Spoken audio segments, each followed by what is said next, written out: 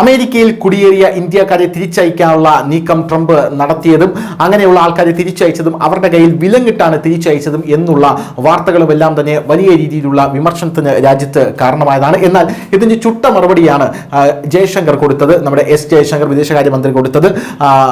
അനധികൃതമായി കുടിയേറിയ ആൾക്കാരെ ചോദ്യം ചെയ്യുന്ന ഒരു സാഹചര്യവും ഉണ്ടായിരുന്നു. അവരുടെ കയ്യിൽ നിന്നും ഞെട്ടിക്കുന്ന വിവരങ്ങളാണ് ലഭിച്ചത്. അതായത് മനുഷ്യക്കടത്ത് സംഘങ്ങൾ വഴിയാണ് അവർ പോയിരിക്കുന്നത് എന്നുള്ള റിപ്പോർട്ടുകളൊക്കെയാണ് പുറത്തു വന്നത്.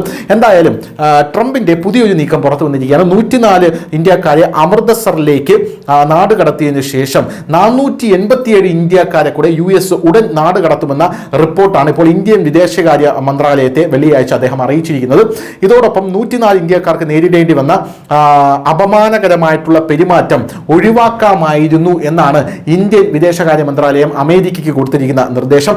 ഈ വിഷയം അമേരിക്കയുമായി എന്തായാലും വിദേശകാര്യ മന്ത്രാലയം ചർച്ച ചെയ്യും എന്നും അറിയാനായി സാധിക്കുന്നു.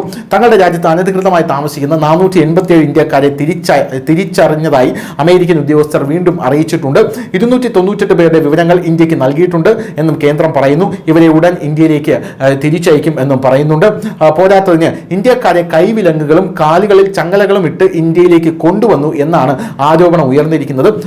അനധികൃത ഇന്ത്യൻ കുടിയേറ്റക്കാരോടുള്ള ഇത്തരത്തിലുള്ള പെരുമാറ്റം നിങ്ങൾ ഒഴിവാക്കണം എന്നാണ് അമേരിക്കയോട് ഇന്ത്യ പറഞ്ഞിരിക്കുന്നത്.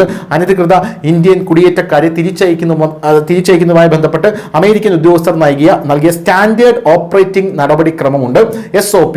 അത് പ്രകാരം വിദേശകാര്യമന്ത്രി ജയശങ്കറിനെ അറിയിച്ചിട്ടുണ്ടെന്ന് വിദേശകാര്യ സെക്രട്ടറി വിക്രം മിശ്രയും പറഞ്ഞിട്ടുണ്ട്. ഈ പ്രക്രിയ വളരെ കാലമായി തുടരുന്ന ഒരു പ്രക്രിയയാണ് എന്നാണ് പറയുന്നത്. ഇപ്പോൾ അമേരിക്ക കുടിയേറ്റക്കാരോട് മോശമായി പെരുമാറിയിട്ടില്ല എന്നും അമേരിക്ക പറയുന്നു. എന്തായാലും ഇന്ത്യ ഈ വിഷയം അമേരിക്കൻ ഉദ്യോഗസ്ഥരുടെ മുന്നാകെ ഉന്നയിച്ചിട്ടുണ്ട് എന്നാണ് മനസ്സിലാക്കാൻ സാധിക്കുന്നത്. എന്തായാലും 487 ഇന്ത്യക്കാർ കൂടെ ഉടനെ തിരിച്ചെത്തും എന്ന റിപ്പോർട്ടുകളും പുറത്തു വരുന്നു. News desk, news India Malayalam.